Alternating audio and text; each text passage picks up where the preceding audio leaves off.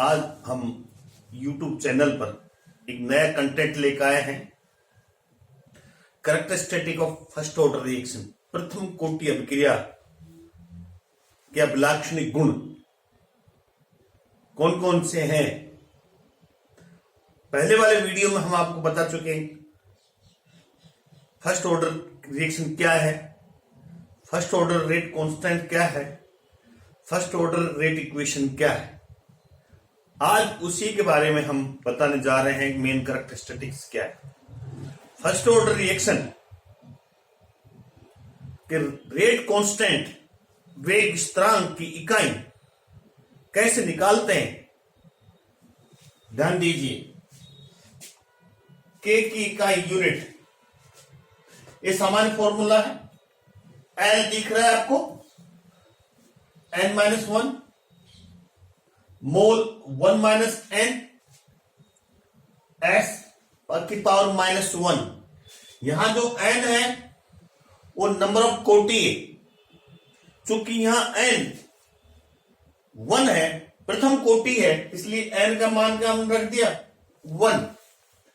1 - 1 पर सेकेंड, तो 1 - 1 nothing remaining शेष, तो क्या होगा पर सेकेंड या पर समय। तो K1 जो रेट कांस्टेंट है फर्स्ट ऑर्डर रिएक्शन का, उसकी इकाई होगी पर समय, समय की पावर -1। ये रेट कांस्टेंट K1 की इकाई है। दूसरा लक्षण हम बताने जा रहे हैं हाफ लाइफ। अर्धायुकाल क्या है? अर्धायुकाल वह समय कहलाता है जिसमें अभिकारक आधा उत्पाद में चेंज हो जाए, जिसमें अभिकारक आधा उत्पाद में परिवर्तित हो जाता है, उसे अर्धायुकाल कहा जाता है। अर्धायुकाल को किससे व्यक्त करते हैं? टी हाफ या टी 0.5 से व्यक्त किया जाता है। पहले वीडियो में हम ये बात बता चुके हैं, टी हाफ और टी 0.5। प्रथम कोटि अभिक्रिया का समाकलित वेग समीकरण कौन सा था? याद कीजिए, K1 2.303 upon T log a upon a - x। इसका रिअरेंजमेंट कीजिए, टी यहां ले आइए तो के यहां नीचे चला जाएगा, तो टी बराबर 2.303 upon K1 log a upon a - x। चूंकि यहां टी बराबर हम क्या रखेंगे, टी हाफ, समय कितना है अर्धायुकाल जितना, टी हाफ, तो उत्पाद क्या होगा?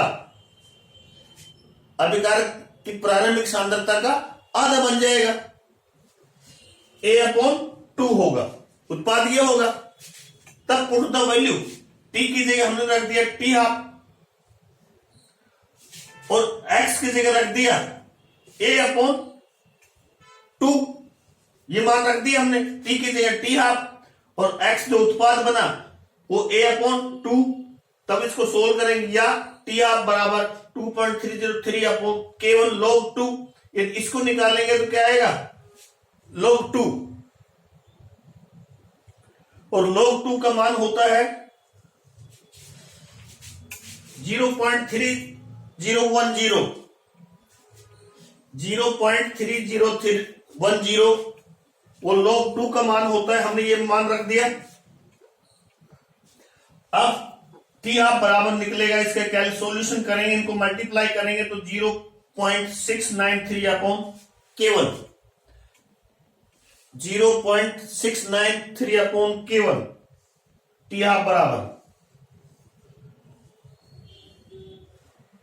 चूंकि समीकरण में सांद्रता का कोई पद नहीं है, कंसंट्रेशन का कोई पद नहीं है, इसलिए हम कह सकते हैं प्रथम कोटि अभिक्रिया का अर्धायुकाल अभिकारक की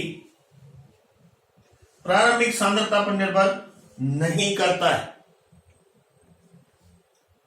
प्रथम कोटि अभिक्रिया का अर्धायुकाल अभिकारक की प्रारंभिक सांद्रता पर निर्भर नहीं करता है, क्योंकि इस समीकरण में प्रारंभिक सांद्रता का कोई पद नहीं रहता। देख लीजिए, तो टी हाफ ए पर निर्भर नहीं करता। ये दूसरा लक्षण था हाफ लाइफ, अर्धायुकाल। तीसरा, इस रेट इक्वेशन जो फर्स्ट ऑर्डर की है उसको हम किस प्रकार से ग्राफिकली रिप्रेजेंटेशन करते हैं। ग्राफिकली रिप्रेजेंटेशन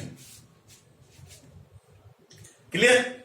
अब ध्यान दीजिए, टी बराबर होता है 2.303 K1 log A1 A upon A minus x. Okay, अब यदि हम ग्राफ खींचे टी और log A upon A minus x, किसके मध्य? टी और इन दोनों के मध्य ग्राफ खींचे। जब log A upon A minus x और टी के मध्य ग्राफ खींचते हैं तो एक सरल रेखा प्राप्त होती है। एक जो सीधी रेखा दिखाई गई है ये प्राप्त होती है, जिसके स्लोप का मान, जो स्लोप निकालेंगे की सहायता से हम क्या ज्ञात कर सकते हैं? के का मान। जो स्लोप आएगा वो किसके बराबर आएगा? माइनस K1 अपॉन 2.303, इसके बराबर आएगा स्लोप। इस तरह से हम स्लोप का मान ज्ञात कर लेंगे, K1 का मान ज्ञात कर लेंगे। अब और आगे भी सोल्व कर सकते हैं हम इसको, दूसरा ग्राफ भी बना सकते हैं। इसी समीकरण में ध्यान दीजिए, log A upon A minus x बराबर, इसको करेंगे तो T K1 अपॉन 2.303 लिख सकते हैं। और इसको सोल्व करेंगे या log A minus log A minus x बराबर K1 अपॉन 2.303 T, इसको और सोल्व कर सकते हैं या log A माइनस एक्स बराबर माइनस K1 2.303 log A।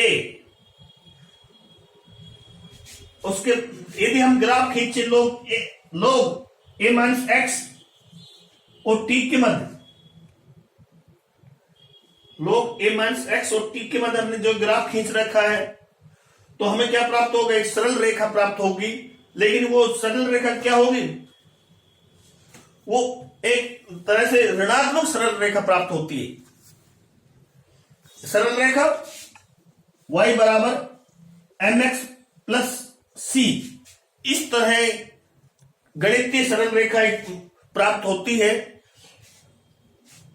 खींचते हैं तो एक ऋणात्मक ढाल वाली एक सरल रेखा प्राप्त होती है, नेगेटिव ढाल वाली एक ऋणात्मक ढाल वाली सरल रेखा प्राप्त होती है।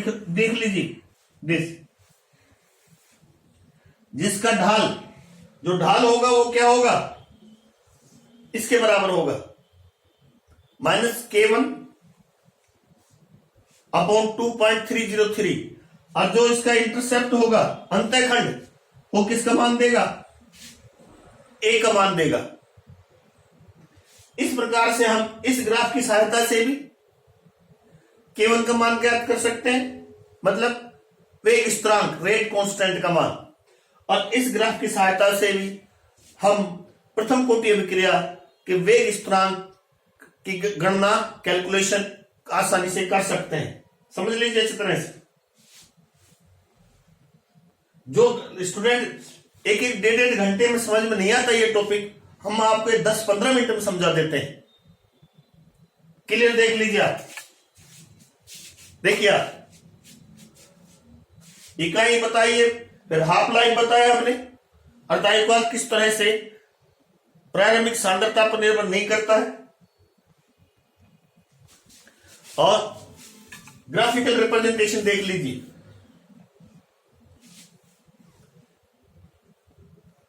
तो ये था प्रथम कोटि अभिक्रिया के मुख्य अभिलक्षण।